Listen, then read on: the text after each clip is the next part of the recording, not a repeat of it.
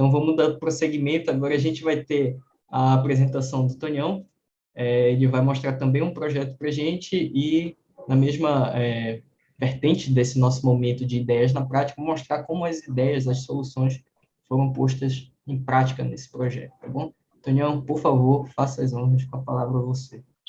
Obrigado pelo convite, a oportunidade e o prazer de suceder ao amigo Lucas, com quem eu tenho aprendido bastante às quartas-feiras à noite e nos outros cursos que já participamos juntos também.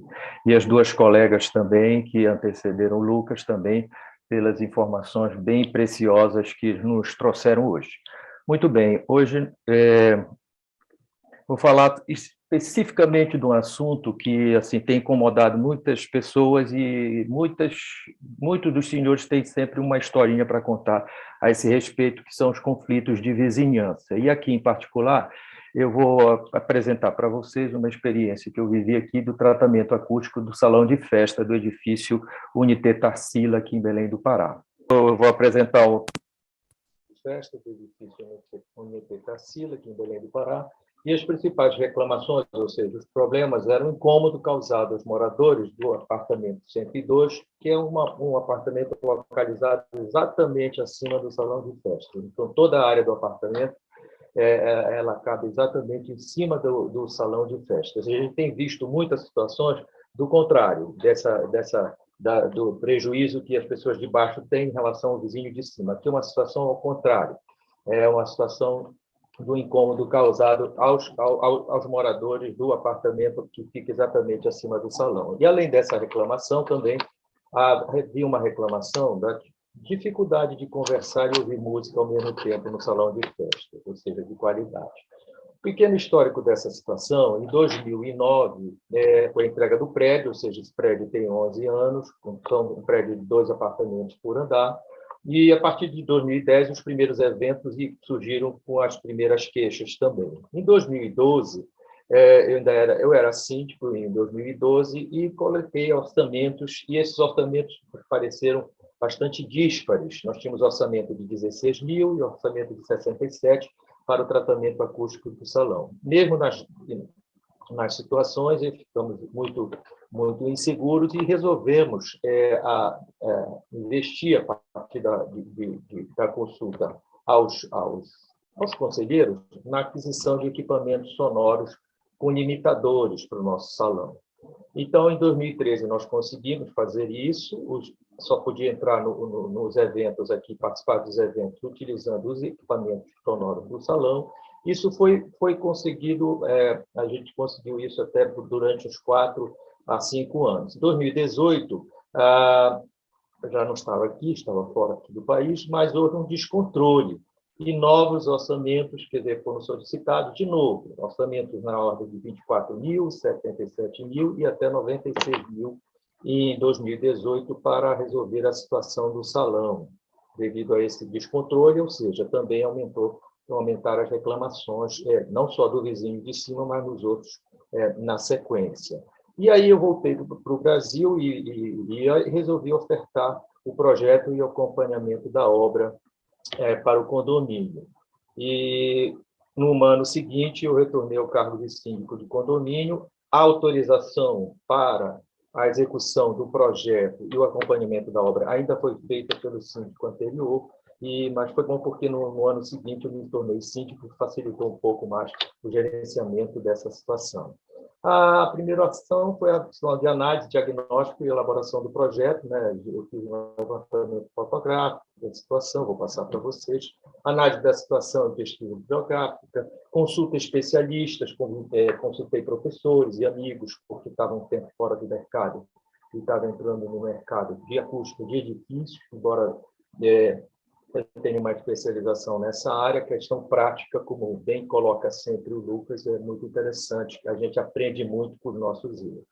E fizemos um diagnóstico da situação, ouvindo esses profissionais e a indicação das soluções. Depois, orcei os materiais e serviços, elaborei o projeto e fiz o registro no Conselho de Arquitetura e Urbanismo. E depois fizemos uma apresentação, aprovação e a contratação da sua execução aqui no prédio. O salão de festa é um salão de 132 metros quadrados, ou seja, ele cabia aí no estúdio que o Lucas acabou de apresentar. É um salão de 132 metros quadrados, mas ele atende 100 pessoas, todas elas sentadas no salão. Essa é a planta baixa. E o salão ele se localiza assim. Ele é um módulo, né, na estrutura do prédio, mas ele sempre, lembramos que temos um apartamento em cima, e no caso, embaixo, ele já fica em cima das garagens dos veículos, portanto, não tem grande incômodo, como a gente viu aqui nos eventos colocados, da questão do piso impactar a parte, as pessoas que ficam embaixo. Essa é uma imagem da parte externa, dá para ver onde tem esse círculo. Onde tem esse círculo aqui em cima já é o apartamento do vizinho de cima, e toda essa lâmina de vidro que vocês estão vendo aqui corresponde à área do salão por esse lado. Do outro lado também é um salão que tem todo esse fechamento com essa estrutura metálica e vidro laminado, e tem uma porta aqui uma porta de vidro também com alguns problemas, e os problemas todos estão presentes quando se trata de ruído. A gente falou aqui, viu aí nas apresentações que antecederam, quanto 0,1 centímetro, ou seja, 1 milímetro, ou 2 ou 3 fazem diferença. Aqui nós estamos falando de quase 1 centímetro de abertura na porta de entrada principal. O salão ele é todo revestido com essa cortina, né? O forro de gesso e o piso de cerâmica. E nas paredes ele tem também uma presença grande de muitos espelhos e também um revestimento de laminado de madeira. E o forro aqui em cima, destaco aqui a presença dessa santa, bem no centro, acompanhando pelo projetista aqui um caminho que tem da entrada até o fim do salão. E chama atenção também dessa quantidade de espelhos também, e os elementos estão aí para vocês verem que compõem esse salão. Tem aí no salão 3 caixas de som suportadas na parede, diretamente, colocadas com a fixação direta, e aqui tem, do lado esquerdo, a presença de um subgrave que ainda eu encontrei quando retornei aqui, que foi colocado dentro do salão. E aqui a mesa de som, com a capacidade de 12 canais. Aqui o detalhe da caixa de som e a fixação direta dessa caixa de som. No caso aqui, é a viga principal, uma das vigas que vai do térreo até lá a cobertura do prédio. Planejamento integrado dos serviços, eu vou fazer uma apresentação muito direta, muito real, sem grandes sofisticações assim, em termos, para que a gente tenha condição de atingir um público que me interessa muito, que é um público que não é não especializado em acústica, aqui, já que nós temos aqui muitos arquitetos aqui também no meio. Mas esse planejamento integrado ele é fundamental, ou seja, toda essa obra ia acontecer, então nós fizemos uma discussão com a zeladoria do condomínio, para, por exemplo, definir os acessos, das pessoas iam tirar gesso de dentro do prédio, como é que vai passar pisando um chão de gesso desmontado, né? Onde é que esses prestadores de serviço vão beber água, onde é que eles vão se alimentar, que banheiros eles vão usar. Quer dizer, o desmonte dessas luminárias, cortinas e guarda desse mobiliário tem que ser com muito cuidado, porque eles vão retornar para o salão. Depois, na sequência, fizemos a aquisição dos equipamentos e materiais, a seleção, contratação e reunião com os prestadores de serviços, questão de fazer reunião com eles para prevermos o que poderia acontecer e o que poderia dar certo e o que poderia dar errado, para que a gente pudesse antever os problemas que a gente poderia vir a ter. E fizemos o início dos serviços. Vou passar direto aqui. Por exemplo, nós tivemos que ter as condições de armazenar uma parte, isso é uma parte das cadeiras do salão, as outras mesas ficaram no outro depósito, mas nem sempre uma capacidade dessa natureza você tem como guardar, e não pode voltar tudo quebrado depois, você tem que pensar nisso em relação à obra também. Fizemos toda uma proteção das paredes, desses espelhos, de todo esse revestimento das poucas paredes que existiam aí, e também dos vidros, não só de paredes, mas também do piso, para que a gente evitasse qualquer tipo de arranhão, qualquer tipo de gasto que pudesse ter, ou prejuízo. O volume retirado, quer dizer, o desmonte de descarte do forro existente, contratação de contêineres para levar para fora, fazer essa retirada toda. E a desobstrução da laje de forro, porque a partir daí poderiam surgir alguma parte dos problemas que a gente imaginava que aconteceriam, e eu vou descrever para vocês. Quando você abre aqui, toda essa queda que a gente já viu nas apresentações que antecederam, elas acabam chegando, essas curvas todas, essas tubulações acabam chegando no forro do salão de festas com relação a uma das torres, que é a torre 102, a torre 02, certo? Aí começamos a ver os problemas que tinham lá embaixo. Vocês viram a importância que deu aqui a Daniele com relação a essas aberturas maravilhosas, os exemplos que ela citou em obra, e aqui a gente viu uma situação já pronta. Então, houve uma instalação posterior, o vizinho de cima criou um banheiro, e ao criar esse banheiro fez essas instalações e os espaços ficaram todos abertos aí. Além dos espaços abertos, esse do lado direito aqui que a gente pode ver aqui é um sinal claro de infiltração, ou seja, chovia, molhava já o forro do salão por causa disso. E aí vocês têm uma ideia do que a gente encontra quando tira o forro. Aqui as aberturas, olha o nível das aberturas, a presença ainda de muitas aberturas no forro. E depois, na sequência, nós fizemos um fechamento aplicando a resina expandida e acabamos com qualquer tipo de abertura que tinha no forro e também fizemos o tratamento dos vazamentos de água. Outras aberturas, como bem ela enfatizou a Daniela, a importância, é que todas as luminárias do salão, aqui no total de 16, iguais a essa quadrada aqui, eram de embutir. São aberturas a mais no forro que conectam o espaço de baixo com o espaço de cima, acima do forro, portanto, da laje. E outras luminárias menores, aqui como essas próprias aqui, que existiam, mas também significa, ao todo, 23 aberturas de tamanho variados. Tínhamos uma situação lá, que era uma situação onde uma das evaporadoras estava num compartimento e a outra no outro, totalmente distinto. Vocês podem ver aqui em cima, só uma máquina aqui em cima, e eu aproveitei a oportunidade para liberar este espaço aqui do lado esquerdo e levei a segunda evaporadora lá para cima, junto da outra, e refizemos os suportes todos, ela ficou macia, não parou de vibrar, limpamos tudo que tinha que fazer lá para aproveitar a oportunidade, e isso deu uma trabalheira no forro desse salão. Aí nós começamos a colocação do novo forro de gesso cartonato, de anfônico, que é um forro, de certa forma, simples, e com a colocação de manta de fibra de vidro de 50 milímetros sobre o forro. Esse processo, principalmente, ele considerava a eliminação, a redução da quantidade de tirantes que o forro anterior tinha. Cada plaquinha de 50 centímetros por 50 centímetros tinha um suporte na laje do apartamento de cima. Então, nós fizemos uma tracação mais horizontal nas laterais todas e reduzindo essa fixação. Para aplicarmos o forro cleano da acústica com o furo redondo sobre o novo forro instalado para melhorar um pouco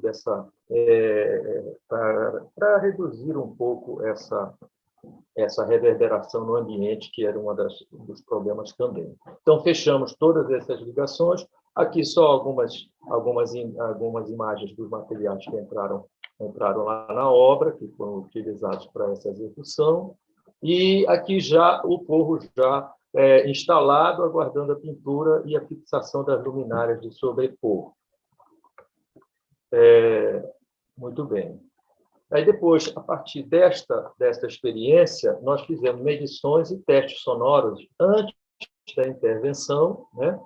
E também fizemos, que ocorreu em dezembro de 2020, nós fizemos medições aqui dentro do salão, nós colocamos o som no limite que as caixas suportavam, chegamos até 96 dBs, e fomos medir, levei o sonômetro lá acima para fazer as medições conforme a norma.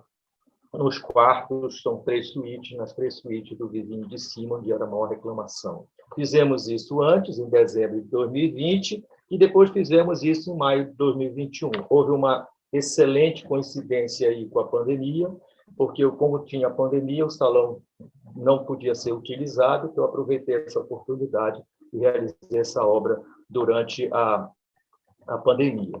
Só para números simples, diretos, a gente não vai entrar em grandes detalhes aqui, porque não é o meu objetivo, mas antes a gente conseguia, antes com ruído branco, nós conseguimos aqui colocar até alimentar lá 96 dBs e depois com música disco até 99,42 dBs dentro do salão, para ver o que isso ia resvalar, ou digamos assim, o que isso ia chegar no apartamento superior. E depois, com essa melhoria no tratamento acústico interno, no sentido de tornar o ambiente um pouco mais absorvedor e menos reverberante, nós já só conseguimos chegar a 85 embaixo e 93 no caso da música disco.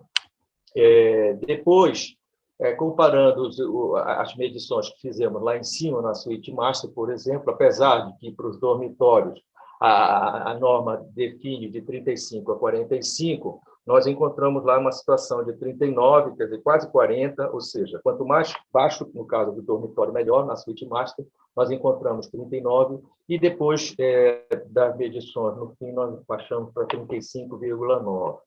E 42 e 40 a redução foi menor quando a música era disco colocada lá embaixo, e nas outras situações era o ruído branco que nós colocamos. Ligamos aqui, pedimos para a moradora ligar o ar-condicionado dela, da suíte dela, e só na ligação da suíte dela, a gente já viu que foi para 47. Portanto, ela já tinha uma situação dentro da própria suíte que já tinha origem, não no salão, mas uma origem do próprio apartamento. Na suíte B, de 39,71 baixou para 36,7 no ruído branco.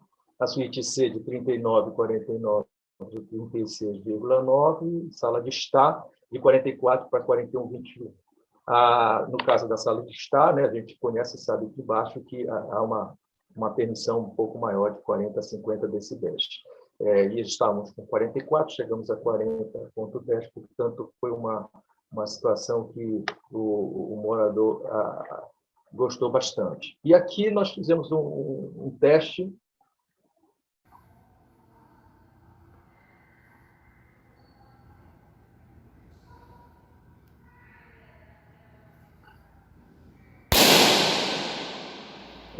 Esta foi a situação que nós encontramos. Claro, já tínhamos retirado grande parte dos materiais absorventes, mas a gente tinha uma ideia de quão reverberante é esse espaço repleto de vidros, espelhos e paredes e tudo mais. Então, eu vou até repetir aqui essa passagem.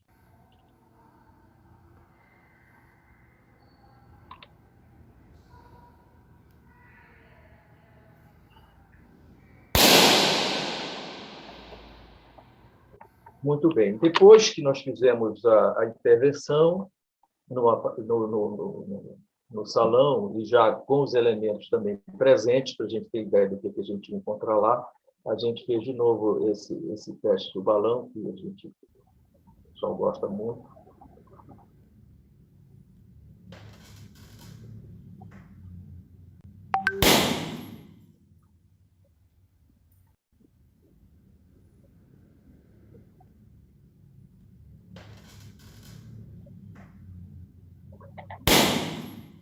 Muito bem. Agora, eu queria fazer um resumo que eu acho que é muito importante do conjunto dessa experiência, né?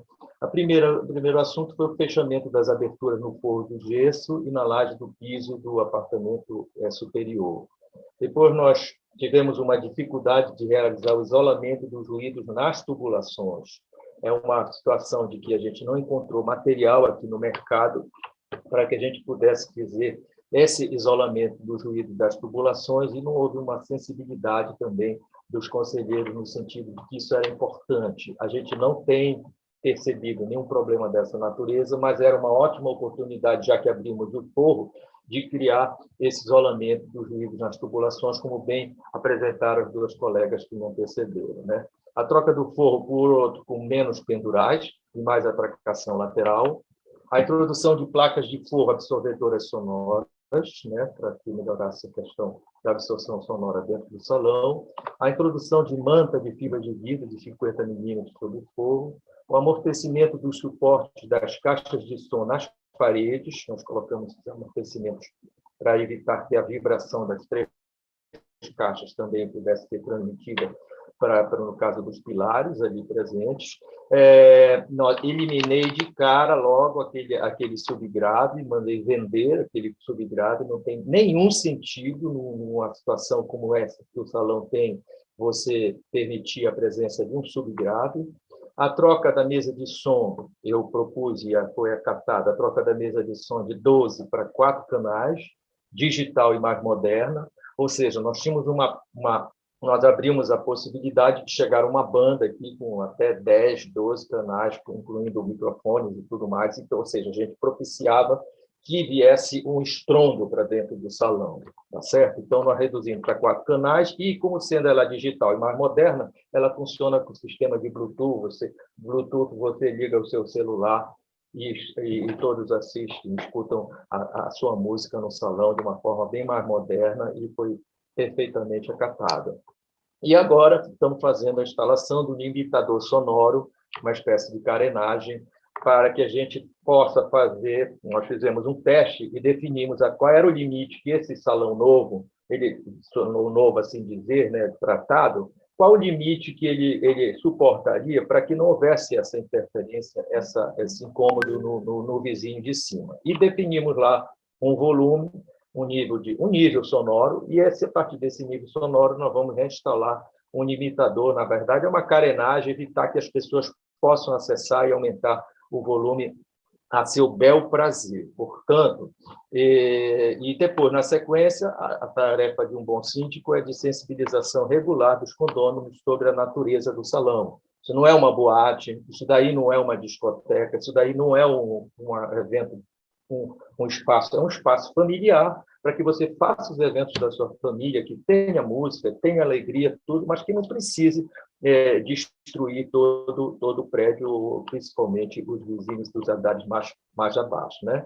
E o principal de tudo isso é a fiscalização do cumprimento do regulamento do salão de festas, porque lá atrás, em 2013, nós fizemos a alteração do regulamento do salão, proibindo que as pessoas que fizessem evento lá trouxessem toda a aparelhagem de fora, porque não adiantava todo esse esforço que estamos fazendo e alguém vem e traz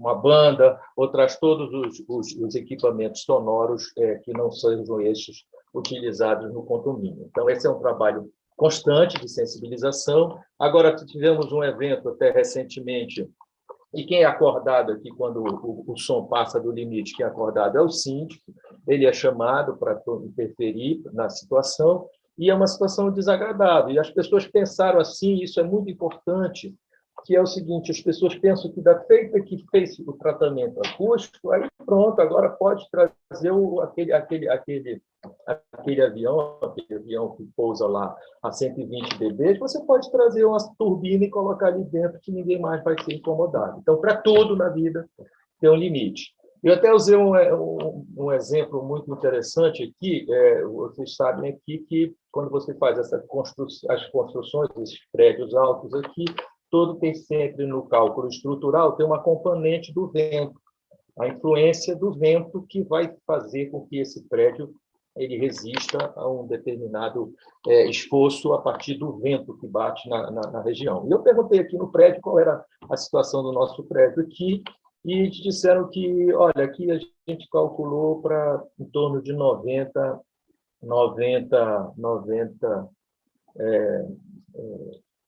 uma velocidade do vento em torno de 90 km por hora. Então, nós fizemos aqui o cálculo para 140, 150, ou seja, se vier um vento de 140 a 150, o cálculo, embora tenha sido feito para 90 km por hora, ele vai suportar perfeitamente. Aí eu fiquei pensando assim, então, o dia que vier um vendaval aqui, cai todo mundo, se esse vendaval for beirar esses 140 ou 150, vão cair muitos prédios em Belém. Ou seja, para tudo na vida tem um limite. E o meu trabalho é o trabalho de sensibilização para que as pessoas entendam que o que se fez, o investimento que se fez aqui no condomínio, para melhorar a condição do salão, depende muito do comportamento das pessoas.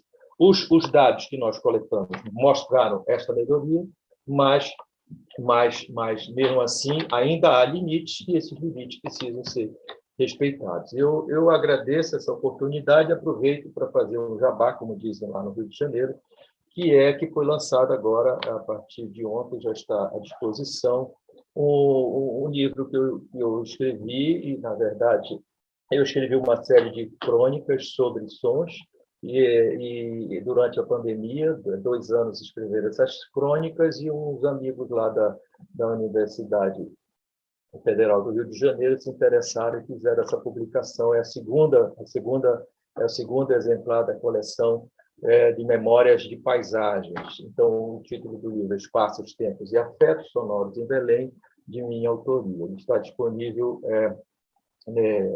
na Amazon, para quem quiser trazer e conhecer um pouco mais. Eu escrevi cerca de 50 crônicas, foram aproveitadas 27 específicas que falam de Belém do Pará. Era isso o meu tempo no ponto. Paulo, obrigado. Um abraço. Opa, muito obrigado, Tonhão. Realmente muito boa. E assim como as outras apresentações, um exemplo que sensibiliza muito a gente, porque é algo que é do nosso cotidiano. Eu acredito que hoje a maioria das pessoas vivem em condomínios verticais, né, prédios residenciais, e sofrem, infelizmente, com esse tipo de problema. Eu morei por um tempo num edifício que tinha esse problema de salão de festa, e realmente é um tormento, principalmente para quem mora mais próximo. E muito interessante que tu trazes soluções de condicionamento e soluções que vão além, né, da acústica propriamente dita, como uma conscientização quanto ao uso do ambiente. Então, o condicionamento ele permite que aquele ambiente seja utilizado para a função acústica dele, e, ao mesmo tempo, ele também permite que a gente consiga alcançar níveis sonoros mais moderados. Então, de forma indireta, o condicionamento ele tem um impacto significativo no isolamento, e eu acho que tu deixaste isso muito claro na tua apresentação, e é um aprendizado também muito grande para a gente. Então, mais uma vez, te agradeço por essa oportunidade de contribuir com a gente, com toda a nossa classe da construção civil e com os futuros arquitetos, que eu sei que tem muitos estudantes aqui. Então, fica já o conselho para vocês dessas dicas maravilhosas aqui de experiências práticas de projeto. E muito legal também da tua apresentação, teres trazido todo o envolvimento que teve da questão da obra do planejamento, né? Porque isso é algo que é uma objeção das pessoas quando a gente fala de acústica, que a gente vê que há um certo assim, entendimento errado de que a acústica é algo caro, é algo trabalhoso, porque ela, na maioria das vezes, é vista nesse ponto de solução de um problema que já existe, né? E não a prevenção de um problema. Então, ela entra num ponto em que já está tudo pronto, e aí você tem o ônus de quebrar aquilo que existia para reconstruir. Então, não é só a intervenção acústica que está gerando esse aumento enfim, de todo o empenho que é preciso para se solucionar o problema Nesse existente. aspecto, Paulo, só queria acrescentar que vocês viram ali, eu coloquei alguns números em 2012, números de 77 mil, 2018 chegamos a receber um orçamento de 96 mil, evidentemente esses orçamentos eram um pouco mais completos, trocava a porta de entrada, colocavam tipos de cortina muito mais caros, mas o orçamento modesto que nós fizemos, e como eu expliquei, eu ofertei, tirando o projeto, né, e acompanhamento, o custo dessa obra toda foi em torno de 40 mil reais. 30 mil reais divididos entre todos os aspectos do novo forro, com seus materiais, etc. e tal, e os outros 10 naqueles outros elementos complementares, considerando que nós trocamos todas as luminárias de embutir por luminárias de LED de sobrepor, tivemos um custo aí na mudança também daqueles aparelhos de ar-condicionado, portanto, eu acho que foi um orçamento razoável. Agora, sim, não há dúvida nenhuma que facilitou muito depois o autor do projeto ser o síndico depois, que facilitou também essa movimentação. Mas, de qualquer jeito, o tempo todo estava preocupado em fazer uma proposta que eu pudesse replicar ela depois em Sim, outras situações em Belém. Era isso. Obrigado pela muito bom, oportunidade. muito bom. Bom, então a gente vai para um momento um pouco mais aberto, né? Aqui que seria da nossa sessão de perguntas e respostas. No caso, a gente tem uma pergunta da professora Estela Mares, mais especificamente para o que o Lucas apresentou, né? O projeto dele. Então, Lucas, fique a postos aí para responder essa pergunta. Vamos lá. A professora Estela Mares perguntou qual a meta do tempo de reverberação para a sala de gravação e a sala técnica do teu projeto. E se vocês fizeram medição depois de que estava pronto. Eu fui até consultar o relatório para ver que eu não lembrava mais. É uma pergunta assim muito legal porque ela abre margem para a gente falar sobre muita coisa. Uma das coisas que a gente abre margem para falar é sobre simulações. As simulações, obviamente, elas são feitas sempre que a gente não tem um ambiente construído, né? Quando a gente não consegue fazer uma medição em loco. E as simulações, elas têm um grau de incerteza atribuído a elas. Então, as simulações são sempre feitas para a gente ter um norte, nunca para a gente ter de fato o que a gente espera no resultado final. Nas simulações, a gente utilizou como tempo de reverberação esperado na sala de gravação um tempo de reverberação em torno de 0,4 segundos. Era uma sala bem grande, com volume considerável, então isso contribui para ter um tempo de reverberação um pouco maior, mas a gente fez o projeto para 0,4 segundos em 500 Hz. Como é uma sala para gravação de voz, a gente esperava que o tempo de reverberação, o gráfico do tempo de reverberação fosse um pouco mais linear. Então, a gente fez esse projeto para ter um gráfico um pouco mais linear mesmo. E na sala técnica, o tempo de reverberação esperado foi um pouco maior. Então, a gente estava esperando alguma coisa próxima ali a uns 0,4, se eu não me engano. Eu olhei, mas eu esqueci de novo. Mas foi isso. Não, desculpa, 0,4 na sala de gravação, 0,3 na sala técnica. Lembrei agora. A sala técnica, um volume menor, né? Então foi bem mais fácil a gente trabalhar em cima dela. A sala de gravação foi um pouco mais difícil, a gente utilizou uma quantidade maior de materiais de absorção. Essa sala, para vocês terem ideia, as portas e janelas terminaram de ser instaladas nela no domingo passado. Então, a gente ainda está esperando aí, vai receber muita coisa de sala, muito mobiliário. E logo depois que tiver toda a sala pronta, a gente vai fazer as medições para comparar e ver se a gente vai precisar de alguma medida extra para controlar o tempo de reverberação do ambiente. A princípio, o nosso parceiro ele fez algumas visitas lá na sala de gravação e na sala técnica. Ele achou o resultado de todas as salas muito bom. A sala de gravação 1, ele sentiu que talvez precisasse de um pouco mais de absorção. Isso é esperado, obviamente. A gente tem uma sala onde a margem de erro, a incerteza atribuída à simulação da sala de gravação é um pouco maior. A gente tem uma quantidade maior de materiais, a gente tem um volume maior, então a gente espera que realmente tenha um erro atribuído a isso ali. Mas a sala de gravação também é uma sala que vai receber pessoas, vai receber algum mobiliário para compor um cenário ali naquele fundo infinito, vai receber um fundo infinito também.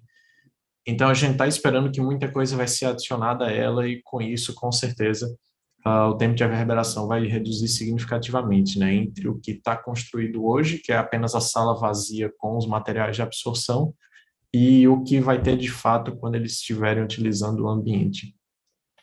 Mas é uma pergunta bem interessante, a gente realmente planeja fazer a medição do tempo de reverberação até para a gente aprende muito, né, com isso, fazendo essas simulações e depois medindo e comparando o que deu certo, o que não deu, o quão fora a gente estava nas estimativas, enfim, guardar essas lições para projetos futuros.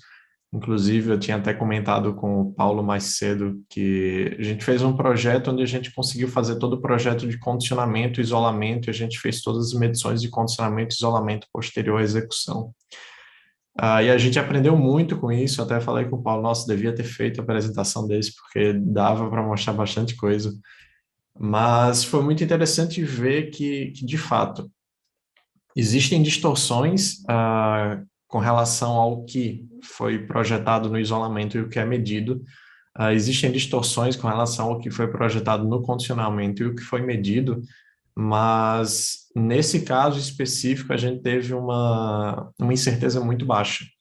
Inclusive, no isolamento acústico, a gente teve incertezas ali próximas quando a gente faz o cálculo e utilizando o valor global, né, para o valor global do ruído no ambiente receptor, a gente utilizou as medidas de isolamento do desempenho das paredes para estimar o ruído no ambiente receptor, e a gente teve erros aí de mais ou menos 2 dB no máximo. Então foi um erro bem pequeno mesmo, ainda mais pensando que é um ambiente super complexo, mas é sempre importante lembrar disso, né? Simulações são simulações e existem vários erros ali. Eu queria também só fazer um comentário sobre a apresentação do Antônio. Eu achei muito legal a apresentação que ele fez e eu achei muito contundente o comentário que ele fez no final sobre o isolamento, né, que a gente projeta o isolamento sempre pensando em um limite, sempre pensando em um nível de pressão sonora máximo vai ser colocado dentro daquele ambiente para prover conforto para o ambiente receptor. Essa é uma dificuldade que a gente tem visto em quase todos os projetos que a gente faz, sobre a dificuldade de interpretar o isolamento acústico como uma coisa que tem um limite, de fato, e não como isolamento acústico como uma construção de uma sala totalmente isolada da outra. Então, é natural as pessoas contratarem serviços de projeto de acústica e de isolamento e, ao final desse serviço, elas esperarem que o ambiente vai estar totalmente isolado de qualquer ruído externo, de qualquer intervenção. E, principalmente, as pessoas que estão mais incomodadas com isso, elas tendem a ficar mais sensíveis a esse tipo de coisa, né? Então, é comum que a gente faça uma intervenção em um bar, por exemplo, com casas que estão sendo prejudicadas nas laterais, e após a intervenção, mesmo estando dentro dos limites estabelecidos pela NBR 10151, é natural que os ocupantes continuem se sentindo incomodados justamente por causa de uma sensibilidade, né? Eles já foram afetados por muito tempo por causa desse ruído, e eles estão naturalmente sensíveis a isso. Então, é bom pensar nisso, né, enquanto estiver fazendo projeto, pensar nisso de antemão. Sempre é bom conversar e calibrar as expectativas, vamos chamar assim, tentar pelo menos reduzir as expectativas do cliente com relação ao super isolamento e, de certa forma, tentar projetar um pouco, exceder um pouco aquilo que é o que realmente eles precisam para que você tenha pelo menos uma redução da sensibilidade dos incomodados, né? Enfim, comentários que eu acho super importantes aí para projeto, principalmente quando a gente está lidando com o dia a dia, com o palpável, com a coisa na prática, né? É isso mesmo. E como tu falaste, esse processo de calibração, as próprias medições, elas servem para calibrar as nossas simulações e calibrar a nossa experiência profissional, né? Como tu falaste, a gente vai vendo o que a gente errou, o que acertou, e essas medições, elas são a prova de como essa evolução vai acontecendo, são muito importantes na nossa carreira. Uma outra coisa que eu achei legal, que foi algo que todos os participantes trouxeram, é a atenção aos detalhes, né? Então, o isolamento, eu costumo falar que ele é tão bom quanto seu elemento mais frágil. Então, não adianta muitas vezes a gente investir tanto num sistema e acabar falhando em algo que pode ser um gargalo ali. E muito legal que todas as soluções que vocês trouxeram, elas foram além de só uma especificação de parede, de só uma especificação de piso, de cobertura. Então, por exemplo, o Tonião que trouxe soluções relacionadas ao comportamental, né, de quem usa o ambiente. Então, as soluções acústicas, elas podem vir de projeto, elas podem vir de comportamentos, elas podem vir de materiais. Uma amálgama de decisões nossas enquanto projetistas e usuários também dos espaços construídos. a decisão de fazer o espaço funcionar acusticamente bem. E eu acho que é isso para esse nosso primeiro momento. Tonhão, se Paulo, quiseres fazer alguma contribuição aí também, acho que tem eu, uma pergunta para ti. eu queria só acrescentar, o Lucas tocou num ponto importantíssimo de que foi o que permeou o tempo todo o momento do profissional tomar a decisão. Uhum. Então, foi muito importante, consultei várias pessoas para que eu tomasse a decisão e que fosse, digamos assim, a mais acertada. Mas a primeira que eu me deparei é pegar um forro totalmente funcional, estando lá, presente, lisinho, pintadinho, todo pronto, e dizer assim, vamos tirar tudo isso. É. Porque não sei o que está por cima disso, tem todas essas aberturas, as aberturas até pensei em fazer, a executar por partes, mas ele estava todo pendurado nessa laje, com todas as vibrações, os arames todos, quando essa vibração sonora toda encostava nele e isso vibrava nos arames, iam para toda a laje do cara lá em cima. Então, isso foi um momento difícil. Você olhava o antigo síndico, ele olhava para cima e dizia, mas esse povo está perfeito, por que você vai tirar ele todo e colocar um novo? Aí tem todo esse processo de convencimento para que o cliente fique seguro e embarque, digamos assim, na decisão técnica que a gente apostou e que, no fim, a gente provou pelos resultados dessas medições que deu certo. E melhor ainda ficou a qualidade do ambiente dentro, que hoje as pessoas conseguem conversar lá e a música é uma música boa e as pessoas conseguem Legal. conversar, que era a segunda reclamação. É isso. É engraçado porque uma das virtudes que o acústico tem que ter também é o coração forte, né? Para poder olhar essas situações e não se arrepiar e passar a confiança para o cliente, né? Então, por vezes foi mostrado aqui em algumas apresentações, algumas situações, em especial aquela da Daniele do Cobogó, aquilo ali, nossa senhora, a gente olha o negócio daquele, ele se arrepia todo. Pois é, aquela foi Mas incrível. Ela foi a incrível mesmo. gente se assusta com certas coisas que num olhar um pouco mais leigo pode parecer não fazer diferença, mas escondido atrás de um reboco, você só vê uma parede ali toda pintada, rebocada, não sabe o que está o monstrinho que tem ali dentro, né? Como a tua situação Exatamente. do forro. Mas vamos lá, tem uma pergunta bem interessante para ti, mas acredito que o Lucas também pode responder se ele se sentir à vontade para isso, que é uma pergunta da Fabiana a respeito do processo de conscientização em condomínios. Eu acredito que é uma pergunta direcionada mais para ti, né, que fez uma apresentação sobre isso, mas como é que como está sendo feito o processo de conscientização dos condomínios, nesse sentido Bom, da acústica? eu estabeleci o síndico anterior era um excelente síndico, não tenho nada a comentar a respeito da sua função enquanto síndico, mas ele tinha uma dificuldade muito grande de se comunicar com os moradores. Então, ele praticamente desconsiderava as opiniões de todo mundo. E a primeira coisa que eu fiz foi criar uma lista de transmissão. Eu não criei um grupo, eu criei uma lista de transmissão entre os condôminos, onde eu podia me comunicar com cada um deles e eles podiam responder para mim. Mas fiz a opção de não ter um grupo, porque grupo não deu certo nessa natureza, as pessoas não têm o hábito de morar em coletividade, não tem mesmo, não tem o hábito, não tem na sua cultura isso. Portanto, eu criei uma lista de transmissão e todo mês eu venho mandando sempre as informações sobre tudo que está acontecendo no condomínio para todos eles. E neste caso, em particular, é importante que se diga, eu não comentei, você não faz uma alteração num salão de festas como esse, envolvendo custos, sem que você tenha 2/3 da aprovação dos condôminos. Agora, como é que você ia aprovar 2/3 dos condôminos de aprovação em plena pandemia? Nós estamos falando de dezembro de 2020. Então, o que é que eu fiz? Como aquilo era muito importante, e tinha uma história de uma churrasqueira que mudou de posição aqui e passou de 12 para 26 lugares, eu fiz uma discussão com os outros condôminos que gostavam de churrasco e nós refizemos o regulamento da churrasqueira. Então, aproveitei a oportunidade, deu trabalho para caramba, fiz uma redação bem feita, no sentido de consultar todos os condôminos, porta a porta, com um texto mostrando todas as alterações que vão ser feitas no salão, por que dessas alterações, quantos registros existem nas atas desde 2010, eu tive o trabalho de juntar, de reclamações dessa natureza.